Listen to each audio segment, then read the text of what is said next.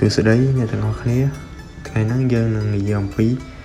តួអង្គហនុមានជាតួអង្គមួយដ៏សំខាន់ក្នុងប្រមុខនៃទ័ពស្វាទាំងអស់ធ្វើសង្គ្រាមតយុទ្ធនៅលើសមរភូមិយ៉ាងញឹកញាប់ឥតបើរាប់អស់ហើយមានជ័យជំនះគ្រប់ពេលនៅក្នុងគ្រាអាសន្នជាមួយសត្រូវផ្សេងហនុមានមាន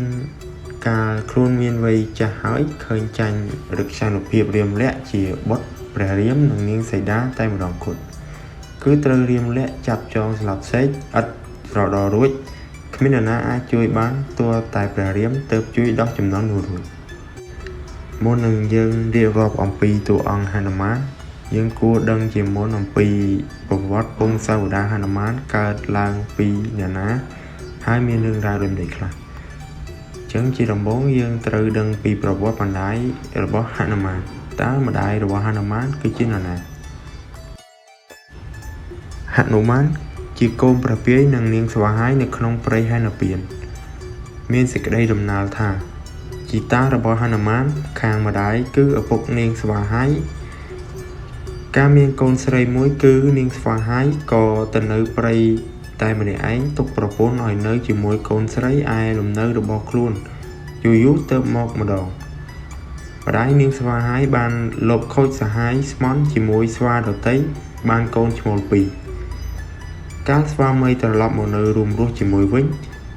ម្ដាយនាងស្វាហាយក៏សុខចិត្តយកស្វាមីមកនៅតាមធម្មតានាងស្វាហាយមានវ័យធំដែរហើយក៏ដឹងកិច្ចការនេះដោយសពគ្រប់ប៉ុន្តែឪពុកនាងមិនបានដឹងថាប្រពន្ធខ្លួនលោកខូចកាចជាមួយអ្នកណាឡើយចេះតែស្រឡាញ់ហើយថែរក្សាកូនទាំង3ដូចគ្នាទាំងអស់កាលឪពុកនាងស្វាហាយនាំកូនទាំង3ទៅងូតទឹកសមុទ្រនាងស្វាហាយចេះតែនិយាយឌឺដងឲ្យឪពុកនាងថាកូនឯងមិនពោទៅពោកូនគេនាងនិយាយផងសើចផងឪពុកនាងឮដូច្នោះក៏ឥតថាអ្វីដែរប៉ុន្តែចេះតែនឹកតែម្នាក់ឯងថាកូនឈ្មោលពីរក្រោយនេះប្រហែលជាមិនមែនកូនអញទេមើលទៅការនឹកសង្ស័យដូច្នេះក៏តាំងសងថាបើកូនណាជាកូនអញកាលអញបោះទៅក្នុងសមុទ្រហើយសូមឲ្យហែលមករកអញវិញចុះបើកូនណាមិនមែនជាកូនរបស់អញទេសូមកុំឲ្យហែលមករកអញវិញបានសងរួចក៏បោះកូនទាំង3ទៅក្នុងសមុទ្រភ្លាមបណ្ដាកូនទាំង3នោះមានតែនាងស្វាហាយមួយប៉ុណ្ណោះដែលអាចហែលមករកឪពុកវិញហើយកូនឈ្មោលពីរទៀតក៏រសាត់ទៅតាមទឹកបាត់ទៅកាលឪពុកនាងស្វាហាយនាំនាងមកដល់លំនៅវិញក៏រករឿងហេតុនឹងប្រពន្ធយ៉ាងច្រើនទាល់តែកើតចំនួនជាមួយប្រពន្ធកាលនោះម្ដាយនាងស្វាហាយបានដឹងថានាងស្វាហាយបានប្រាប់រឿងនោះដល់ប្តីនាងក៏នាំយកនាងស្វាហាយចូលទៅក្នុងព្រៃជ្រៅមួយហើយចាប់នាងស្វាហាយអុកទៅលើថ្មដើម្បីសម្លាប់ចោលនាងស្វាហាយបានជាប់គូតនឹងផែនថ្មយ៉ាងធំមួយវេលា12ឆ្នាំរហូតទាល់ខ្លួននាងពេញក្រមុំនាងរស់នៅដោយសារការហាមាត់ចាំទទួលផ្លែឈើស្លឹកឈើដែលជ្រុះមកឬហើរមកតាមខ្យល់តែប៉ុណ្ណោះ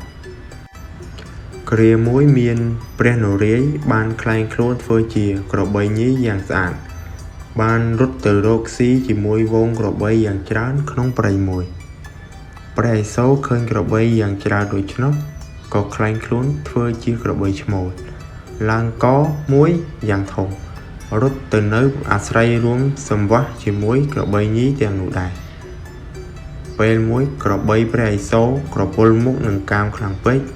ក៏ដេញក្រវ៉ែលក្របីញីទាំងអស់ឥតរើមុខឡើយហើយក៏ប៉ះនឹងក្របីញីព្រះនរាយណ៍ក៏ដេញតាមដើម្បីស្វែងកាមសន្តិវៈប៉ុន្តែក្របីញីព្រះនរាយណ៍បានស្គាល់ក៏ស្រែកប្រាប់ថាខ្ញុំព្រះនរាយណ៍ទេដោយមានដំរីខ្លាំងពេកទៅហើយទឹកកាមក្របីព្រះឥសូរក៏ហូរហៀចេញមកភ្លាមហើយក្របីព្រះឥសូរដឹងខ្លួនក៏ក្រឡាប្រែភេទដោយដើមវិញរួចចាប់យកទឹកកាមនោះកាន់កាប់នឹងដៃដោយការនឹកគិតថាទឹកកាមនេះបើចោលលើដីនឹងឆេះផែនដីបើចោលនឹងសមុទ្រនឹងរីងស្ងួតអស់នឹកហើយក៏បោះផ្សងផ្ញើនឹងព្រះពាយនឹងគឺជាខ្យល់សូមឲ្យព្រះពាយនាំយកទឹក កាមនេះទៅចោលនៅក្រៅចក្រវាលឬទៅដាក់នៅកន្លែងណាមួយចុះព្រះពាយបានបក់នាំទឹកកាមនោះអណ្ដែតប្រសែតតាមអាកាសហើយចូលទៅក្នុងមាត់នាងស្វាហាយដែលជាប់គូតហាមាត់ចាំទទួលចំណីលើថ្មនោះភ្លាមតាំងពីទឹកចម្លែកនេះចូលទៅក្នុងកាយនាងកាលណានាងក៏មានផ្ទៃពោះដូចស្វាឯទៀតលុះពេលគ្រប់ខែនាងប្រសូតបានកូនស្វាសឈ្មោលមួយយ៉ាងចម្លែកមានរោមពេជ្រ7សរសៃជាប់ទៅនឹងខ្លួនហើយនាងស្វាហាយក៏បានរបូតគូតចេញពីថ្មចាប់ពីពេលនោះមកដែរនាងឲ្យឈ្មោះកូននាងថាហនុមានទាំងអស់នេះយើងរៀបរាប់អំពីប្រវត្តិក្នុងពងសាវតាហនុមានដែលកើតចេញអំពីទឹកកាមរបស់ព្រះឥសូរហើយហើរចូលទៅក្នុងមាត់របស់ម្ដាយហនុមានគឺនាងស្វាហាយ